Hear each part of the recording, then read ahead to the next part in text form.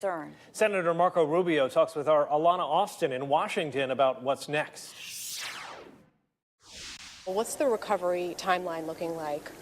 Well, I think we're in a good place in the sense that the Air Force has now made a long-term commitment to Tyndall. Right now we have a big issue. The housing's destroyed. And without rebuilding the housing, we're going to struggle. Do you think that the federal government has done enough to try and move forward with these repairs? Well, I think the problem we have is we have a lease with this company. And if they don't fix it and they're not providing housing, then we need to find someone else that can do the work. I think in the broader sense of recovery, we're going to pass more recovery assistance. It's going to have enough money. And we've already seen just last week, after Governor DeSantis and us and others spoke to the president, he released the FEMA money match at a higher level. You'll see more money flowing. I think the state has stepped up as well. So look, we need to do more. There's clearly more to be done. Part of the long-term recovery is to have anchors like Tyndall, ensuring that they're going to be back and stronger than ever. Does this raise any concerns about military readiness, national security concerns? Well, in the long term, for sure. To begin with, that whole test range out in northwest Florida and the Gulf of Mexico is incredibly valuable. We have nothing else like it anywhere in the world. And so that's vital to our national security. And then, of course, the disbursement of these new generation aircraft, which are going to be the cornerstone of our Air Force. Anything further that could be done for these airmen and their families in the interim for housing support?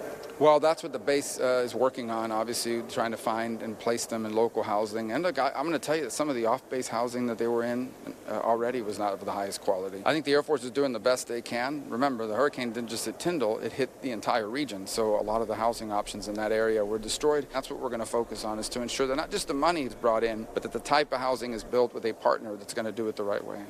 Senator, thank you for your time. I'm Alana Austin on Capitol Hill. Back to you. And this new number from FEMA just today, nearly 12 million cubic yards of debris removed in Bay County since Michael. So hard hit over there, and the rebuilding will continue for some time. As we turn